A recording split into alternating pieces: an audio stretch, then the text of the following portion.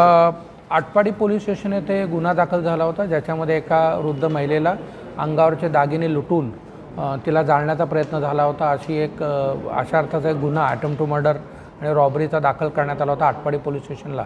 दिनांक 30 तारखेला ही घटना घडली होती। त्यानंतर काही दिवसांनी त्या महिलेचा दुर्दैवी मृत्यू झाल्यामुळे त्याच्यामध्ये रॉबरी विथ मर्डर असा गुन्हा दाखल झाला होता।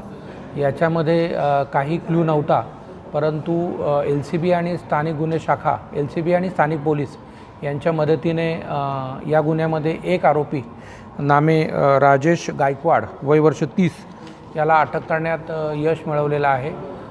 प्राथमिक उद्देश हा आर्थिक फायदा असा दिसतोय आणि ज्याच्यामध्ये हा महिलेचा नातेवाईकच आहे। त्या महिलेच्या एका मुलाचा तो जावई आहे आणि याच्यामध्ये कोणताही क्लू नसताना आणि विविध अँगल असताना या गुन्ह्यामध्ये शिताफीने स्थानिक गुन्हे शाखा आणि लोकल पोलिसांनी चांगली कामगिरी केलेली आहे। आरोपी काही वाढतील याच्यामध्ये आरोपी वाढण्याची शक्यता आहे। तपासात आज त्याला अटक करण्यात येऊन उद्या PCR घेण्यात येईल आणि याच्यामध्ये गेलेले दागिने रिट्रीव्ह करणं किंवा इतर कारणं आणि अधिक आरोपी शोध करणं हा सगळा शोध होईल।